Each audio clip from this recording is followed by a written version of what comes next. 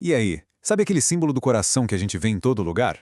Pois é, hoje a gente vai descobrir que ele esconde muito mais do que a gente imagina. Bora mergulhar na simbologia oculta do coração. Olha, a imagem é super familiar, né? Bateu o olho já pensa em amor, em carinho, é tipo o símbolo universal dos sentimentos. Mas, e se eu disser que isso é só a casquinha, só a ponta do iceberg, que tem um universo de significado por trás? Pois é, o filósofo Blaise Pascal já mandou a letra lá atrás. Os grandes pensamentos vêm do coração. Peraí, pensamentos? Vindo do coração? Exato. Ele não estava falando só de sentimento, não. Ele estava ligando o coração com a inteligência. E é justamente essa conexão que a gente vai desvendar agora. Então, para a gente começar essa viagem, a gente precisa dar uma resetada no nosso jeito de pensar, sabe? Vamos deixar de lado essa visão moderna por um instante para poder entender uma ideia muito mais antiga e profunda sobre o que o coração realmente é. Dá uma olhada que doideira essa comparação. De um lado está o que a gente pensa hoje no Ocidente. Coração é o lugar do sentimento, da emoção, né? Agora, olha o outro lado. Nas civilizações antigas, tradicionais, era totalmente o oposto. O coração era a sede da inteligência. E mais, da intuição. É como se os papéis do coração e do cérebro estivessem completamente invertidos. Bizarro, né?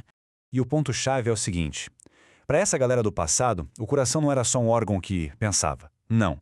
Ele era o centro de tudo. O centro vital mesmo. Pensa assim, tudo saía dele. A personalidade da pessoa, a consciência, a própria faísca da vida que anima o corpo, era o sol do nosso sistema interno. Essa citação da medicina chinesa antiga é uau. Pega a visão. O coração é um órgão régio, representa o rei, e nele reside o espírito. Ou seja, o coração não é um escravo das emoções correndo para lá e para cá. Não, ele é o rei, o chefe de tudo. O lugar onde o que há de mais sagrado na gente, o espírito, mora. Ok, então a gente já viu que o coração era o centro da pessoa. Mas e se a gente subisse um nível? Vamos ver agora como ele era considerado a nossa conexão direta com o sagrado, com o divino.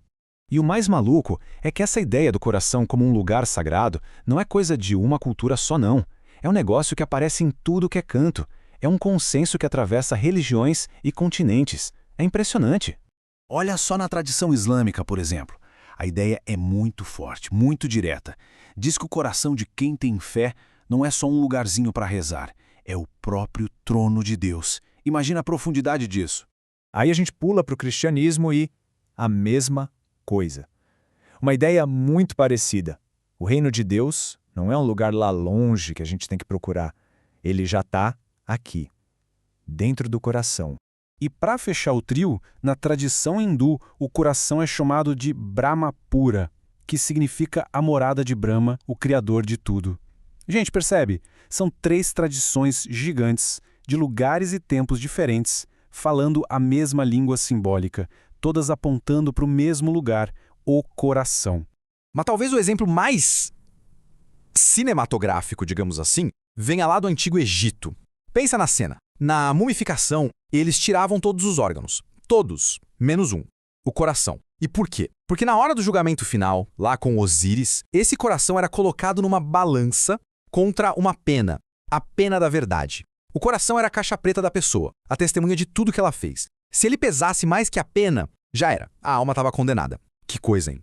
Beleza, já vimos o coração como centro da pessoa, como templo divino, agora segura porque a gente vai dar um zoom out.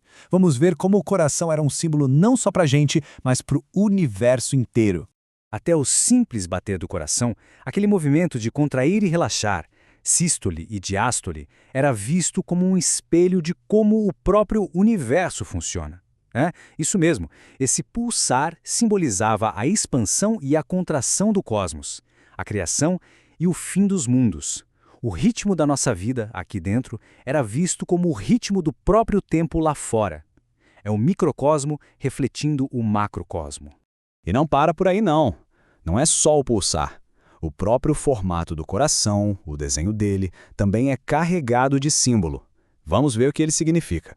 Pensa no desenho estilizado do coração. Ele parece o quê? Um triângulo de ponta cabeça, certo? E esse triângulo invertido é um símbolo super antigo para o princípio feminino, para aquilo que recebe e que contém, como um cálice. E essa ideia de ser um recipiente leva a gente para uma conexão inacreditável. O hieróglifo egípcio para coração era um vaso, uma taça. E falando em taça sagrada, qual vem à mente? O Santo Graal, né? O cálice que guarda o divino. Então, simbolicamente, o nosso coração é o nosso Santo Graal particular. Bom, a gente já viajou bastante por esses significados. Agora, para a gente ir fechando, vamos juntar todas essas peças do quebra-cabeça e pensar um pouco sobre o que esse legado todo significa para a gente hoje. Então, resumo da ópera. Na próxima vez que um coraçãozinho aparecer na tela do celular ou em qualquer lugar, vale a pena lembrar de tudo isso. Ele não é só sobre afeto, não. Ele é o centro da nossa personalidade, a sede da verdadeira inteligência, a nossa conexão com o divino, a bússola da nossa consciência, um espelho do cosmos e, no fim das contas, o motor da própria vida.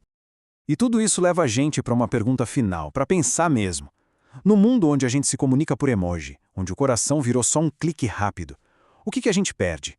O que se perde quando um símbolo com tanta história, com tanta profundidade, vira só isso? Fica aí a reflexão.